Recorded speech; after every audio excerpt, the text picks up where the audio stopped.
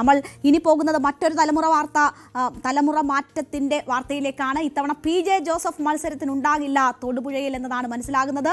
മകൻ Abu John Joseph ആയിരിക്കും അവിടെ സ്ഥാനാർത്ഥിയാവുക. അവിടെയും ഒരു തലമുറ മാറ്റമാണ് ഉണ്ടാകുന്നത്.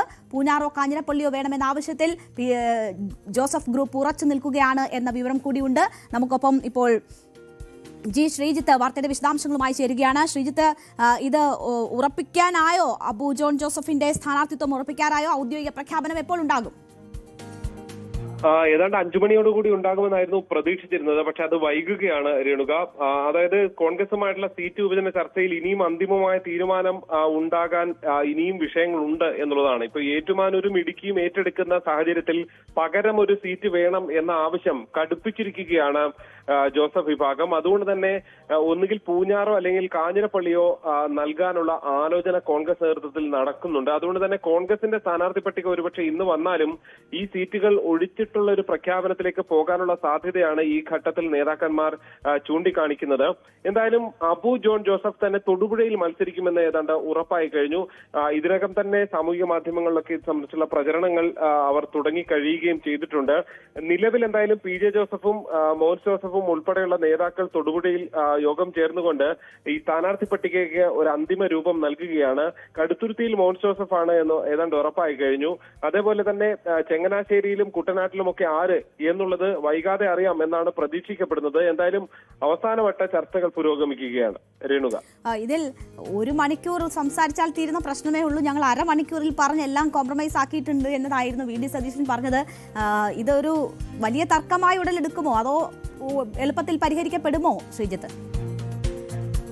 എളുപ്പത്തിൽ പരിഹരിക്കപ്പെട്ടിട്ടില്ല എന്നുള്ളതാണ് രേണുക യാഥാർത്ഥ്യം. കഴിഞ്ഞ 1-2 ദിവസമായി തുടരുന്ന ചർച്ചയാണ്. പുതുയുഗ യാത്രയുടെ തുടക്കം മുതൽ തന്നെ തുടങ്ങിയ ചർച്ചയാണ്. അതായത് മാസങ്ങൾ നീണ്ടു നിന്നു ഈ ചർച്ച എന്നുള്ളതാണ്. അപ്പോൾ എളുപ്പത്തിൽ അങ്ങ് പരിഹരിച്ചില്ല എന്നുള്ള യാഥാർത്ഥ്യം അവിടെ നിൽക്കുകയാണ്. ഈ സീറ്റ് വെച്ചുമാറ്റം എന്നുള്ളതിനപ്പുറത്തേക്ക് ജോസഫ് ഗ്രൂപ്പിന്റെ സ്ഥാനാർത്ഥികൾക്ക് പലയിടത്തും ജയസാധ്യതയില്ല. അതുകൊണ്ട് കോൺഗ്രസ് തന്നെ മത്സരിക്കണമെന്ന നിലപാടുമായാണ് അവർ സീറ്റ് ഏറ്റെടുക്കുന്നത്. അങ്ങനെയാണ് ഏറ്റുമാനൂരും ഇടുക്കിയും ഒക്കെ ഏറ്റെടുത്തത്. 4 സീറ്റ് ഏറ്റെടുക്കാനായിരുന്നു തീരുമാനം. അത് 2 വരെ എത്തിയിട്ടുണ്ട്. പക്ഷേ അതിനിടെ ജോസഫ് ഗ്രൂപ്പിൽ അതൊരു വലിയ പൊട്ടിത്തെറിയിലേക്ക് പോകുമെന്ന് കണ്ടതോടുകൂടിയാണ് PJ ജോസഫ് ഉൾപ്പെടെയുള്ളവർ കടുത്ത നിലപാടുമായി രംഗത്ത് വന്നത്. പൂഞ്ഞാറോ കാഞ്ഞിരപ്പള്ളിയോ, അതായത് കോട്ടയം ജില്ലയിൽ ഏതെങ്കിലും ഒരു സീറ്റ് പകരം ലഭിച്ചേ മതിയാകൂ എന്ന നിലപാടിലേക്ക് അവർ എത്തുകയാണ്. ഫലത്തിൽ അങ്ങനെയെങ്കിൽ 9 സീറ്റിലേക്ക് ജോസഫ് ഗ്രൂപ്പിന് കാര്യങ്ങൾ എത്തിച്ചേരാൻ കഴിയും. ഈ ഒരു കടുംവെട്ട് കോൺഗ്രസിന്റെ ഭാഗത്ത് നിന്ന് ഒഴിവാക്കാനുള്ള ശ്രമങ്ങളാണ് ജോസഫ് ഗ്രൂപ്പ് ഒരു സമ്മർദ്ദ തന്ത്രമായി. തെരഞ്ഞെടുപ്പ് പ്രഖ്യാപിച്ച് ഇനി ദിവസങ്ങൾ മാത്രമേ ഉള്ളൂ. അതുകൊണ്ട് ഒരു സമ്മർദ്ദം അവിടെ അവസാനവട്ടം ചെലുത്തുകയാണ് ജോസഫ് ഗ്രൂപ്പ്. എന്തായാലും പെട്ടെന്ന് തീരുന്നില്ല പ്രശ്നങ്ങൾ എന്നതാണ് ശ്രീജിത്ത് സൂചിപ്പിക്കുന്നത്.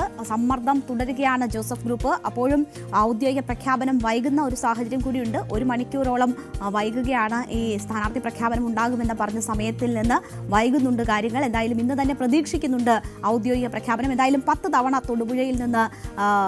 തൊടുപുഴയെ പ്രതിനിധീകരിച്ച വ്യക്തിയാണ് PJ ജോസഫ്. അദ്ദേഹം തൊടുപുഴയിൽ നിന്ന് മാറുന്നു. ഏതാണ്ട് 50 വർഷത്തെ ബന്ധമാണ് തൊടുപുഴയുമായി അദ്ദേഹത്തിനുള്ളത്. അപ്പോൾ അദ്ദേഹം അവിടെ നിന്ന് മത്സര രംഗത്തുനിന്ന് മാറുന്നു എന്നതാണ് ഇത്തവണത്തെ ഏറ്റവും വലിയ പ്രത്യേകത. അദ്ദേഹത്തിന്റെ മകൻ അബു ജോൺ ജോസഫ് ആയിരിക്കും തൊടുപുഴയിൽ സ്ഥാനാർത്ഥിയാവുക. കൂടുതൽ വാർത്തകൾക്ക് News 18 Keralam YouTube channel subscribe ചെയ്യുക.